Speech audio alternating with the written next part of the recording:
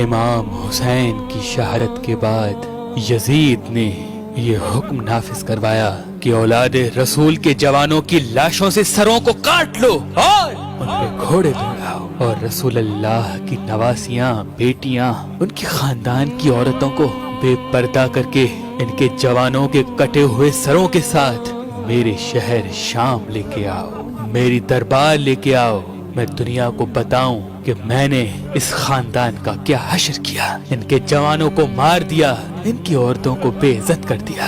بس آل رسول کو قید کر دیا گیا، کٹے ہوئے سروں کے ساتھ رسول اللہ کی نواسیاں بازاروں اور بدنام گلیوں سے گزر گئی۔ جب شام تک پہنچی تو یزید نے یہ پیغام بھجوایا کہ رسول اللہ کے خاندان کو شہر سے باہر ٹھہراؤ، پہلے میں اپنا شہر شام سجا لوں۔ تاریخ میں ہے کہ یزید نے تمام لوگوں کو یہ حکم دیا کہ جیسے عید کے دن نئے کپڑے پہنتے ہو ویسے نئے کپڑے پہنو، شہر کی گلی گلی چوراہے کو سجایا اور سب سے کہا اپنی چھتوں پہ چڑھ جاؤ، اور جب اولاد رسول اولاد علی شام میں داخل ہو تو ان کو پتھر مار کے ان کا استقبال کرو، ان کو بتاؤ کہ ان کی اوقات کیا ہے۔ 3 دن تک رسول اللہ کی بیٹیاں شہر سے باہر غریبوں اور بے وارثوں کی طرح بیٹھی رہی۔ بس جب شہر پورا سج گیا، لوگ سب تیار ہو گئے تو رسول اللہ کی بیٹیوں کو بلایا گیا۔ کہیں سے کوئی پتھر مارتا ہے، کہیں سے کوئی گرم پانی پھینکتا ہے، کہیں سے کوئی توہین کرتا ہے، وہ تمام لفظ اللہ کے رسول کے خاندان نے برداشت کیے۔ امام حسین کا سر نوکے نیزہ پہ بلند ہو کے قرآن کی تلاوت کرتا رہا۔ کچھ لوگ ہنس بھی رہے ہیں، کچھ لوگ تماشا دیکھ رہے ہیں کہ یہ کس قسم کا سر ہے جو نوکے نیزہ پہ سوار ہے پھر بھی اللہ کا ذکر کر رہا ہے۔ بس جب سید زادیاں اور امام سجاد قیدی ہو کے یزید کی دربار آ پہنچے تو یزید خوشی سے جھوم رہا تھا۔ اتنے میں کسی نے امام حسین کا کٹا ہوا سر یزید کے سامنے پیش کیا۔ یزید اپنے ہاتھوں میں لاٹھی لے کے امام حسین کے پاک لبوں پہ مار رہا تھا اور ہنس ہنس کے یہ کہہ رہا تھا، کاش آج میرا بابا زندہ ہوتا، کاش آج میرا دادا زندہ ہوتا، ان کو بتاتا کہ میں نے بنی ہاشم کے ساتھ کیا کر دیا۔ رسول اللہ کے نواسے کی توہین کر ہی رہا تھا، اتنے میں یزید نے یہ سوچا کہ اللہ نے مجھے بڑی عزت دی ہے۔ درباری خطیب سے کہا کہ آؤ منبر پہ دنیا کو بتاؤ کہ بنو امیہ اس زمین پہ کیا مرتبہ رکھتا ہے۔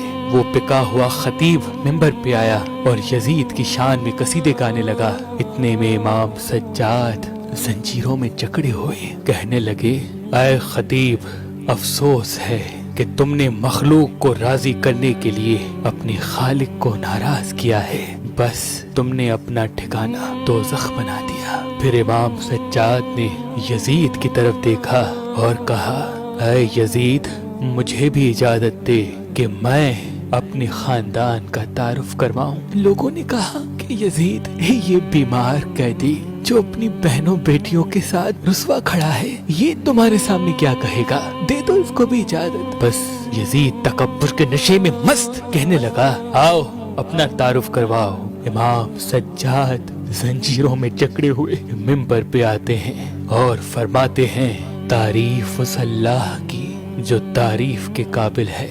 اے لوگو، اللہ نے ہمیں 6 چیزیں عطا فرمائی اور 7 چیزوں سے ہمیں برتری حاصل ہے، اور وہ 6 یہ ہیں: علم و حکمت، حلم و بردباری، جود و سخا، فصاحت و بلاغت، شجاعت و بہادری، اور مومنین کے دلوں میں محبت و مودت۔ اور ہماری 7 فضیلتیں یہ ہیں کہ اللہ کا رسول حضرت محمد مصطفیٰ صلی اللہ علیہ وآلہ وسلم ہم میں سے ہیں، امت کے صدیق اور جواں مرد علی و جعفر ہم میں سے ہیں۔ روز محشر اللہ نے یہ اعزاز ہمارے خاندان کو بخشا کہ جب تک علی حوض کوثر کا جام نہ پلائے کوئی جنت میں نہیں داخل ہوگا۔ رسول اللہ کے شیر حمزہ بن عبد المطلب ہم میں سے ہیں۔ رسول اللہ کی اولاد جن کو اللہ نے جنت کا سردار بنایا وہ حسن و حسین ہم میں سے ہیں۔ اللہ نے جس عورت کو تمام عورتوں کی سردار بنایا وہ رسول اللہ کی بیٹی فاطمہ ہم میں سے ہیں۔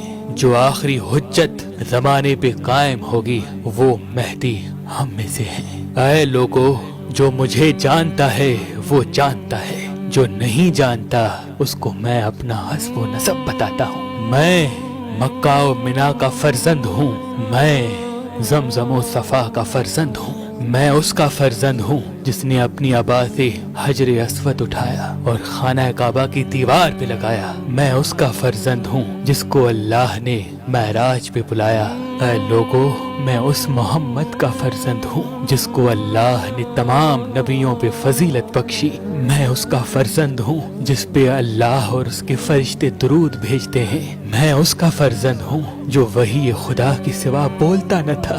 ہاں، میں محمد مصطفیٰ کا فرزند ہوں، میں علی مرتضیٰ کا فرزند ہوں، وہ علی جس کی وجہ سے کافروں نے کلمہ پڑھا۔ میں اس فاطمہ کا بیٹا ہوں کہ جب وہ دربار آتی تو اللہ کے رسول کھڑے ہو کے تعظیم کیا کرتے تھے۔ میں حسن و حسین کا فرزند ہوں جن کو اللہ کا رسول اپنے کندھوں پہ سوار کر کے دنیا کو بتایا کرتے تھے کہ یہ مجھ سے ہیں، میں ان سے ہوں۔ میں اجر رسالت کچھ نہیں مانگتا سوائے اس کے کہ میری اولاد سے محبت کرو۔ میں اس کٹے ہوئے سر کا وارث ہوں، میں اس خون میں رنگین کفن کا وارث ہوں، میں اس غریب کا بیٹا ہوں جس کو 3 دن بھوکا پیاسا رکھ کے کربلا کی زمین پہ قتل کیا گیا۔ میں اس غریب کا بیٹا ہوں جس پہ نماز میں حملہ کیا گیا، اس کے سر سے امامہ اتار کے ان کا سر کاٹ کے نیزوں پہ بلند کیا گیا۔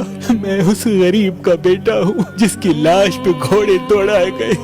میں رسول اللہ کی بیٹیوں کا وارث ہوں جن کو قیدی بنا کے تمہارے سامنے لایا گیا۔ بس بات جب یہاں تک پہنچی، لوگ رونے لگے، اپنا سر پیٹنے لگے کہ یہ کیا ہو گیا، یہ کیا ظلم ہو گیا۔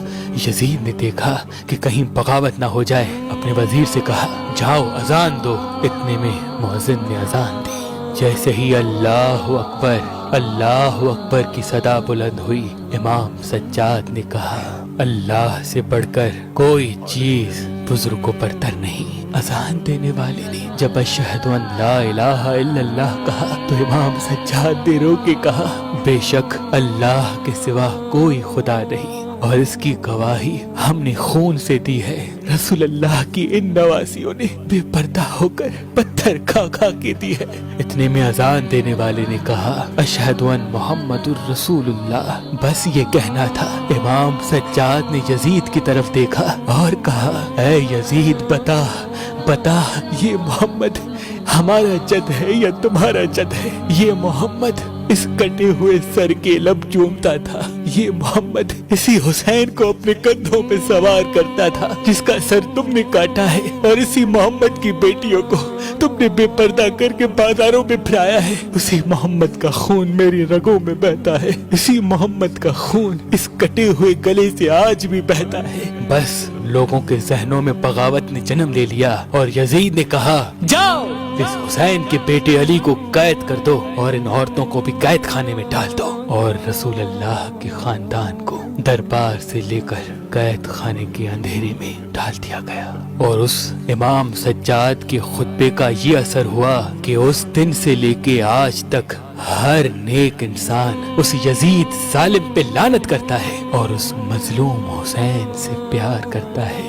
سلام ہو بیمار کربلا امام زین العابدین پر۔ مہربان شادی دفتر ہیں جس میں باہر کی کنٹری کے بھی، باہر کے ممالک کے بھی لڑکیاں لڑکوں کے رشتے، تمام اچھے رشتے، پڑھی لکھی لڑکیاں پڑھے لکھے لڑکے، جس کو بھی اچھا رشتہ چاہیے ہو لڑکے کا لڑکی کا، وہ مہربان شادی دفتر سے رابطہ کریں۔ انشاءاللہ مالک اچھا کریں گے۔ تو ابھی ہماری ویب سائٹ مہربانی.com پہ آئیں، شادی کا فارم فل کریں اور اپنے لیے ایک اچھا رشتہ حاصل کریں۔ مزید معلومات کے لیے ہمارے نمبر پہ کال کریں۔ اللہ آپ کو سلامت رکھے، اللہ آپ کو سلامت رکھے، اللہ آپ کو سلامت